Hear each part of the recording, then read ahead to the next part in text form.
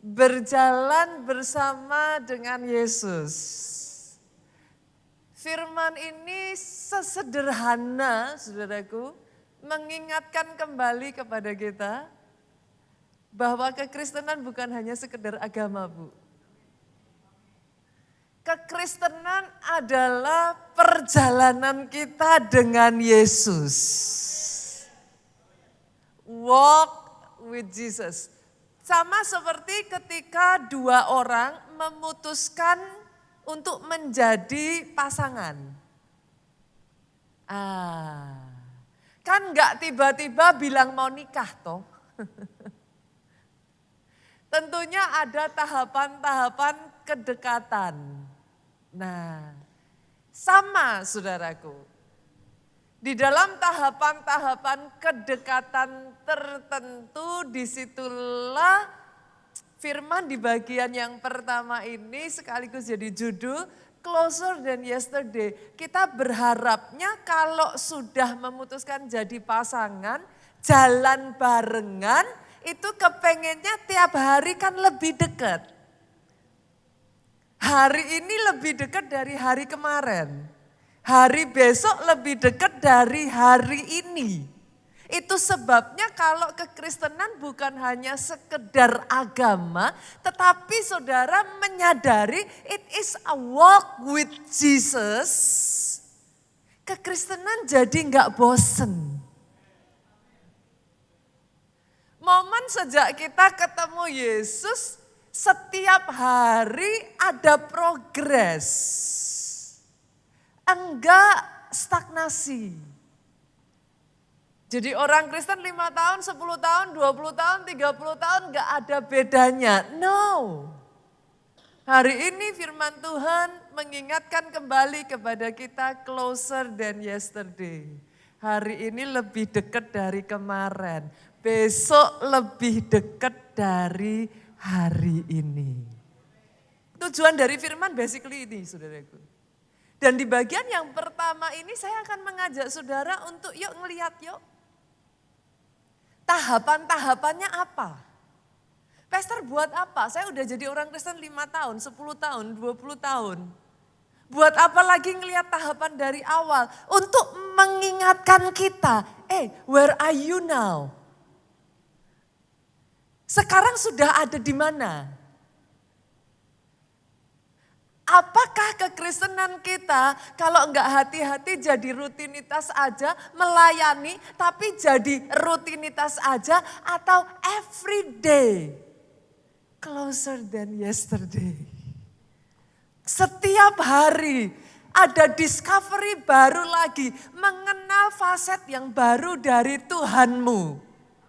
Karena sekali lagi kekristenan bukan hanya sekedar agama. No, please jangan jadikan kekristenan hanya sekedar agama. Tapi benar-benar setiap hari saudara ngalami kejutan-kejutan ketika engkau berjalan dengan Tuhanmu. Semakin kenal seperti apa Tuhanmu. Masalahnya where are you now? Saudara ada di mana nih sekarang ini? Boleh nggak kita lihat? Saya akan membagikan kepada saudara tahapan-tahapan yang tentunya dimulai dari kalau pasangan dua orang mulai berpikir, oh oke, saya mau jalan bareng nih. Tentunya loh saudaraku bisa jadi tadinya kan belum kenal toh. Iya kan? Tadinya belum kenal sama.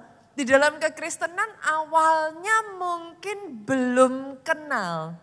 Saya bacakan dulu satu ayat ya saudara, Yohanes pasalnya yang pertama, ayatnya yang ke-29 sampai ayat yang ke-31. Ayat ini buat saya sangat unik sekali, nanti saya jelaskan kepada saudara kenapa saya menganggap ayat ini unik gitu. Pada keesokan harinya Yohanes melihat Yesus datang kepadanya dan ia berkata, lihatlah anak domba Allah yang menghapus dosa dunia. Dari ayat ini, ayat yang ke-29 ini saudara bisa menemukan bahwa Yohanes certainly sedang berbicara tentang Yesus dalam hal rohani. Saudara melihat ya, Kalau Yohanes itu ngomong, lihatlah anak domba Allah yang menghapus dosa dunia, berarti Yohanes sedang mengatakan dia menyadari kenapa Yesus turun ke dunia. Saudara bisa mengerti yang saya maksudkan di sini? Yohanes tidak sedang berbicara tentang hal jasmani. Yohanes sedang berbicara tentang ini loh anak domba Allah, ini sang juru selamat. Dia recognize Jesus. Tapi ayat ini terus lanjut saudaraku, dia ngomong. Yohanes melihat datang kepadanya dan ia berkata, lihatlah anak domba. Nah, ayat yang ke-30, dialah yang kumaksud ketika kukatakan. Kemudian daripadaku akan datang seorang yang telah mendahului aku, sebab ia telah ada sebelum aku. Yohanes bukan hanya tahu siapa Yesus, Yohanes menceritakan tentang Yesus. Dan dari ayat yang ke-30 ini saya lebih yakin lagi Yohanes tidak berbicara hal jasmani Pak. Kenapa? Karena ayat ini mengatakan dia ada sebelum aku. Which is itu impossible secara jasmani. Karena Yohanes lahir lebih dulu dari Yesus. Jadi ayat 30 ini certainly kita tahu Yohanes sedang berbicara dari sisi yang lain tentang Yesus. Nah yang membuat ayat ini unik saudaraku sesungguhnya adalah ayat 31 Pak. Ayat 31 ngomong kayak gini, aku sendiri pun mula-mula tidak mengenal dia. Lah kok bisa? Coba renungkan perkataan saya ini. Maria sama Elizabeth itu cousin. Kita bersama tahu mengenai hal itu. Saudara kalau semisalkan saudara cousin, sepupu, saudara punya anak, sepupu saudara punya anak dengan adat ketimuran saudaraku yang di zaman itu ada yang namanya celebrating hari raya.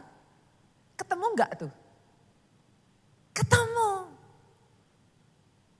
Jadi ketika Yohanes berbicara, mula-mula aku sendiri pun tidak mengenal dia. Kata-kata ini aneh. Masa sama saudara sendiri gak kenal? Tapi ketika kita menarik dan kita tahu Yohanes sedang berbicara tentang bukan jasmani tetapi rohani. Yohanes itu pengen ngomong, Pak, tahu bukan berarti kenal. Yang mengerti katakan amin. Sesederhana hari ini saudara ada di tempat ini, kita hidup di bangsa Indonesia, entah bagaimana saudaraku di zaman kita SD, kita semua diajarkan 5 agama kan. Mau saudara dari agama apapun, pasti pernah dengar. Seperti anak saya Jen di SD diajarkan, oh orang Kristen rumah ibadahnya namanya gereja. Hari raya yang dirayakan apa? Natal. Natal itu apa? Perayaan kelahiran Yesus. Jadi siapapun saudara, kalau saudara hidup di Indonesia ini, entah bagaimana di dalam pelajaran agama atau pelajaran bahasa, saudara tahu. Yang mengerti katakan amin. Apalagi kalau saudara hidup di keluarga Kristen. Entah bagaimana, pasti pernah dipaksa orang tua ke gereja. Gitu. Kalau dipaksa orang tua, kenapa saya katakan dipaksa? Belum tentu loh semua anak senang diajak ke gereja. Loh, jangan salah saudaraku. Belum tentu semua anak saudara diajak ke gereja dia happy. Tapi setidaknya kalau orang tuamu dari keluarga Kristen pasti pernah ke gereja. Di gereja pendetanya ngomong tentang Tuhan Yesus. Jadi tahu kan? Tahu. Apalagi saudara, entah bagaimana mungkin sebagian dari saudara ada yang bersekolah di sekolah Kristen. Atau sama orang tuanya disekolahkan ke sekolah Katolik. Kalau setahu saya di sekolah Kristen, di sekolah Katolik, ada loh yang namanya kewajiban, yang namanya kayak ibadah gitu. Mereka punya sebagian kalau di sekolah anak saya namanya assembly. Itu harus ikut. Kalau enggak ikut mempengaruhi nilai. Nah, berarti tahu tentang Yesus. Hanya hari ini, this is my point saudaraku. Tahu tidak sama dengan kenal. Perjalanan saudara dimulai dari tadinya tahu. Tapi mungkin belum kenal. Itu sebabnya Yohanes berkata, aku juga sama. Mula-mulanya aku belum kenal. Tapi kalau ada di antara saudara di sini yang one way or another hanya tahu, tapi belum kenal, hari ini boleh enggak sih saya ajak, yuk lanjut di dalam perjalanan mengenal Yesus. Enggak cukup hanya tahu. Tahu puji Tuhan. Tapi ingat ini, tahu tidak sama dengan kenal. Sampai di sini saudaraku, boleh ya? Oke. Kalau in case ada di antara saudara di sini yang maybe datang karena terpaksa diajak orang tua. Atau datang karena nyenengin pasangan. Kan saya nggak ngerti saudara. Yuk jangan hanya tahu. Kita lanjut yang berikutnya. Nah yang berikutnya saudaraku di dalam tahapan itu adalah mulai tertarik. Mulai bahasa saya ini saudaraku terpesona. Ada lagu tuh terpesona kepada pandangan. Nah lucunya dari Tuhan kita saudaraku. Dia punya 1001 cara untuk menarik saudara. Dan caranya menarik beda-beda. Saya ajak saudara lihat ya, satu kali Tuhan Yesus itu pulang kampung. Lihat ini saudaraku, Matius 13 ayatnya yang ke-54 sampai 56. Setibanya di tempat asalnya, Yesus mengajar orang di situ, di rumah ibadat mereka. Maka takjublah mereka dan berkata, dari mana diperolehnya hikmat itu? Ini cara Tuhan narik saudara. Kok bisa ya? Kok bisa punya pemikiran seperti itu? Lihat, dan kuasa untuk mengadakan mujizat-mujizat itu. Ayat 55 ini orang-orang sedang menceritakan tentang Yesus yang mereka tahu. Bukankah ia ini anak tukang kayu? Itu yang mereka tahu. Bukankah ibunya bernama Maria? Itu yang mereka tahu. Bukankah saudara-saudaranya Yakobus, Yusuf, Simon, dan Yudas? Bukankah saudara perempuan semuanya ada bersama kita? Jadi dari mana diperolehnya semuanya itu? Setelah saudara tahu, akan ada momen-momen dalam kehidupan saudara. Saya nggak tahu apakah saudara masih ingat momen di mana Tuhan menarik engkau. In my case, saya diizinkan Tuhan mengalami momen-momen kehilangan orang-orang yang saya cintai. Saya terpapar dengan kematian beberapa saudara saya. In my case, hal itu menyebabkan ada satu kesepian dan kekosongan yang terbuka di hati saya. Itu momen di mana Tuhan menarik saya. Coba saudara, saya nggak tahu nih, masing-masing dari saudara beda-beda momennya. Ada sebagian orang-orang yang ngalami diizinkan Tuhan sakit tertentu. Disitulah saudara berseru kepada Tuhan. Ada sebagian mungkin dari saudara ngomong, Tuhan kalau Tuhan sembuhkan aku. Nah itu momen saudara. Ketika sungguh-sungguh saudara ngalami seperti Pak Obaja, yang tadinya rambutnya rontok, setiap hari rambutnya rontok sampai akhirnya, ini cerita dari Pak Obaja sendiri saudaraku. Mengalami bukan hanya kebotakan Bu, puji Tuhan kalau sekalian botak Bu. pita, saudara. Itu benar-benar memalukan. Kenapa? Karena dari rambut itu seperti kayak pulau dan benua, saudara. Kan gak cakep ya. Nah tetapi ternyata itu dipakai Tuhan. Disitulah Pak Obaja teriak. Kalau benar ada Tuhan, sembuhkan aku. Setelah dia berusaha pergi ke banyak dokter, berusaha pergi ke banyak dukun, tapi gak pernah ada kesembuhan. Ketika dia ngalami kesembuhan, tak, Tuhan Yesus menarik perhatiannya. Jangan-jangan benar ada yang namanya Yesus. Saudara mengerti yang saya maksudkan?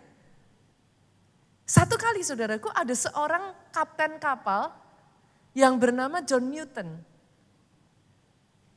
Dia ini adalah seorang kapten yang terlibat dalam penjualan budak, saudaraku. Dia hidup dengan cara yang sangat keras, hidupnya bergelimang dosa, saudaraku. Dia mabuk-mabukan, semualah saudaraku. Dia narkoba, saudaraku, obat-obatan.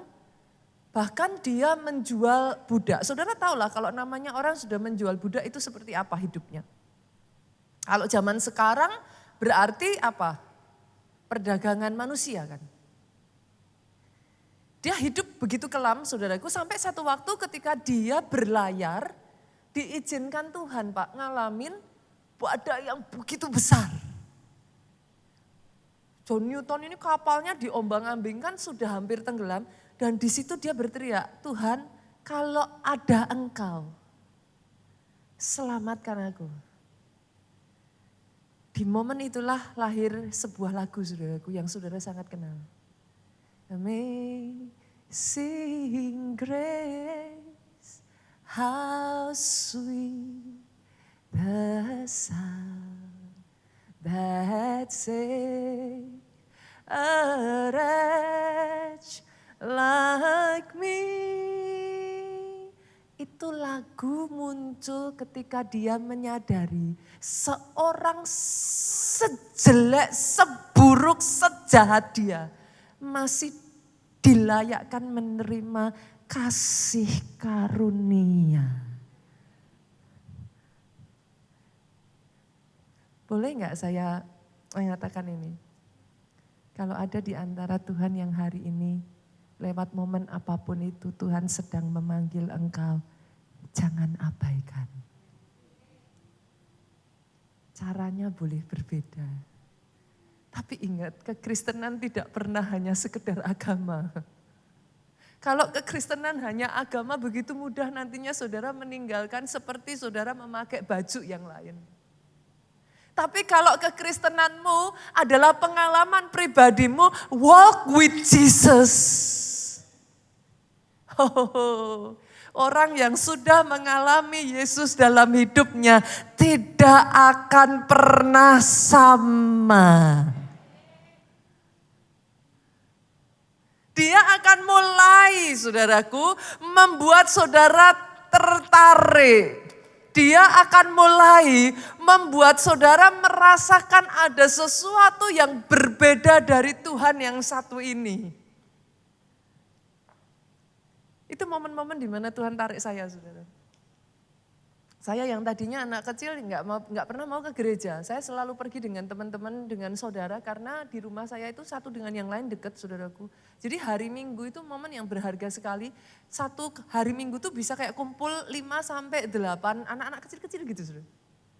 Mama-mamanya kumpul bawa anak-anaknya, oh itu seru sekali. Jadi saya nggak pernah mau. Itu zamannya kalau saudara masih ingat yang hidup sejaman dengan saya, nontonnya tuh Unyil, saudara.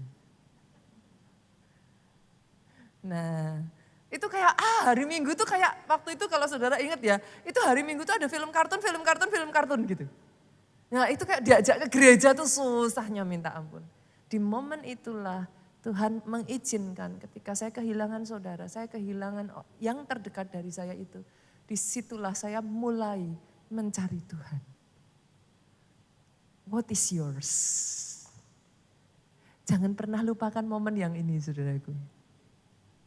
Dari situlah jalan ke momen yang berikutnya ketika saudara mulai tertarik, saudara pengen kenal. Ini di sini yang tadinya pasangan suami istri mulai tertarik karena apa? Ada yang mungkin pas pasangannya jalan jatuhin bolpen, nyibain rambut, tiba-tiba langsung. Nah tapi setelah itu saudara mulai berusaha cari tahu. Saudara mulai berusaha untuk kenal. Sama. Ada satu kejadian yang unik sekali saudaraku. Dari seorang yang tadinya adalah penyiksa orang Kristen. Orang yang benci Yesus mati-matian. Sampai satu kali diizinkan. Nah ini, dia ngalami momen membuat dia tertarik ketika Yesus menjumpai dia. Saulus, Saulus, kenapa engkau menganiaya aku? Nenek saya, saudaraku, bertahun-tahun didoakan oleh anak-anaknya, gak pernah mau terima Yesus. Momennya adalah pada saat dia sedang mengalami penyakit tertentu yang cukup kritis, saudaraku. Di momen itulah dia bermimpi. Dia ditarik ke lubang yang begitu gelap, saudaraku. Dan selama dia berteriak, gak ada satupun yang menolong dia. Ada satu suara berbicara, panggil nama Yesus. 3 hari berturut-turut nenek saya mengalami kejadian itu, saudaraku. Dan setiap kalinya dia sampai berpeluh, saudara, berkeringat, bangun tidur dengan ketakutan. Karena dia panggil semua nama yang dia tahu dan tidak ada satupun yang muncul. Sampai di hari yang ketiga nenek saya, tidak ada satu orang pun yang bisa menceritakan tentang Yesus kepada nenek saya, selalu ditolak. Tapi di momen perjumpaan itulah nenek saya berteriak, Yesus kalau engkau Tuhan tolong aku. Dan dia bercerita ada satu tangan berwarna putih saudaraku, itu menarik dia dari lubang yang gelap saudara. Itulah Saulus. Momen kebutaannya saudaraku, momen di mana dia tidak lagi bisa melihat, di titik itulah Yesus berjumpa dengan dia. Di titik itulah saudaraku, Saulus yang tadinya membenci Yesus menjadi Saulus yang mencari Yesus. Itu yang dialami Saulus, saudara.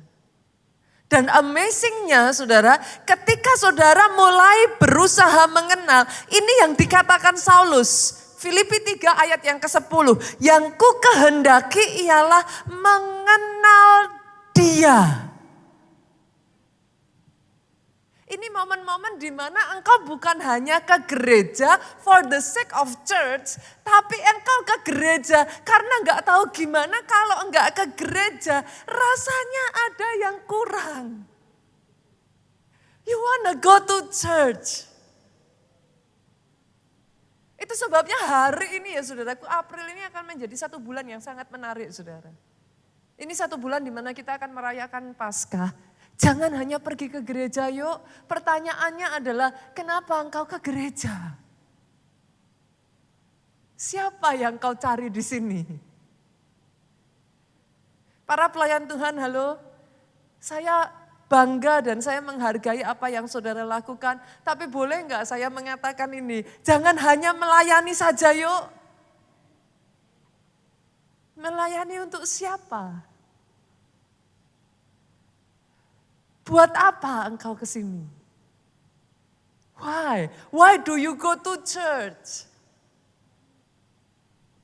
Biarlah gereja tidak menjadi rutinitas yang mati dan membosankan. Sampai di satu titik engkau bertanya-tanya pada dirimu sendiri, ngapain ya melakukan semuanya ini? Hari ini saya berdoa, engkau ngalami kembali, di-refresh lagi, matamu dibukakan dan engkau bisa berkata, yang ku kehendaki adalah mengenal dia. Karena orang yang sudah punya kerinduan untuk mengenal, mau gak mau saudaraku. Saudara akan cari saudara seiman.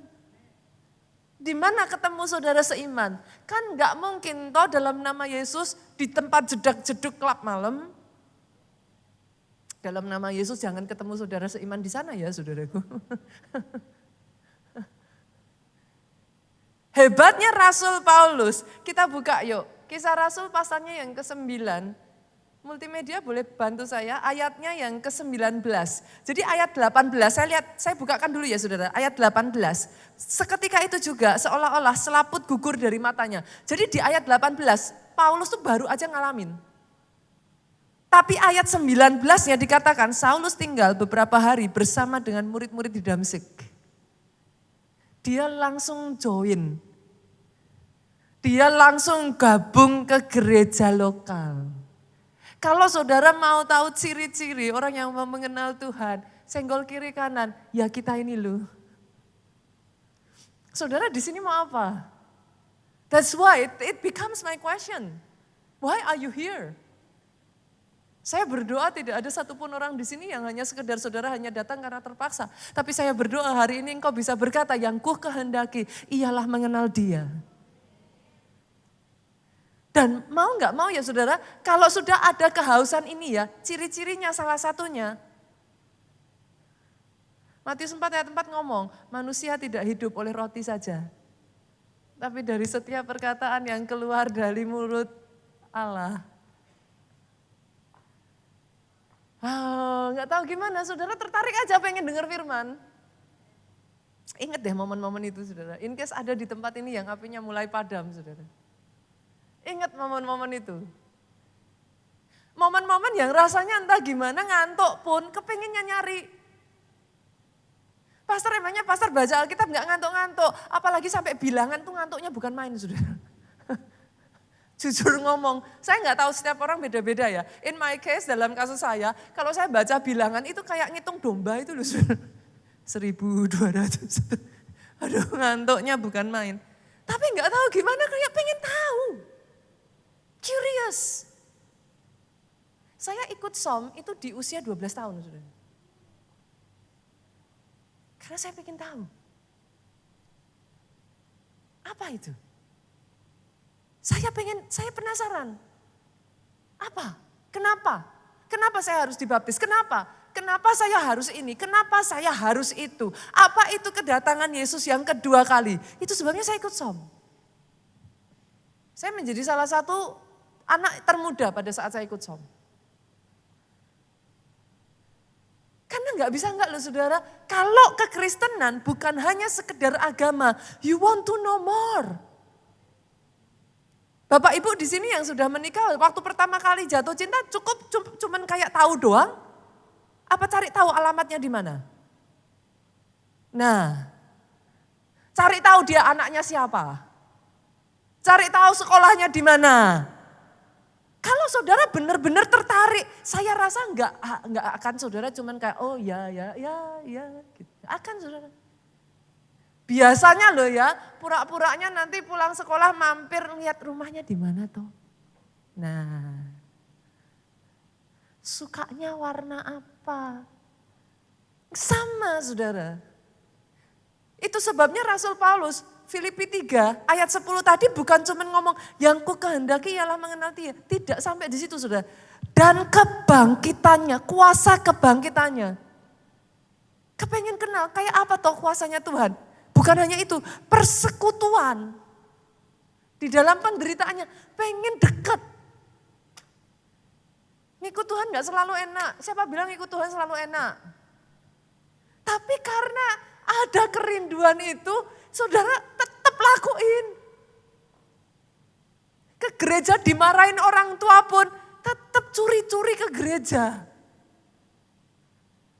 Saya berdoa ya firman ini membangkitkan kembali api di dalam hidupmu. In case ada di antara saudara kekristenan mulai menjadi agama. Kekristenan adalah perjalananmu bersama dengan Yesus. Don't make it just a religion. Karena ada momen-momen sama seperti Rasul Paulus, dia akan ngomong, di mana aku menjadi serupa dengan Dia di dalam kematiannya. Itu sebabnya ketika kekristenan adalah perjalananmu bersama dengan Tuhan, pasti ada perubahan hidup. Nggak bisa enggak. Tiba-tiba yang tadinya oke, tiba-tiba kalau seperti itu nggak apa-apa. Ada tuh yang suara ngomong, jangan lu, Tuhan sedih lu. Pernah dengar suara-suara seperti itu saudaraku di benak saudara? Ada perasaan kayak bersalah, nggak tahu kenapa, tapi padahal kan kita juga nggak ngapa-ngapa loh pastor. Orang-orang di luar sana jauh lebih parah loh dari kita. Tapi ketika saudara lakuin itu, rasanya di hati itu kayak ada yang gitu. Ikuti yuk. Karena once again, kekristenan nggak pernah copy paste. Masing-masing dealing dengan Tuhan. Masing-masing ada cara Tuhan berbicara. Yang oke buat satu orang belum tentu oke buat yang lain. Apa salahnya Musa hanya ngetokin itu tongkat di hadapan Tuhan itu salah. Untuk Musa itu salah. Tapi saudara nggak bisa bikin teori ngetokin tongkat itu dosa, nggak bisa. Saudara mengerti yang saya maksudkan? That is Christianity. Perjalananmu dengan Yesus yang membuat kekristenan menjadi menarik.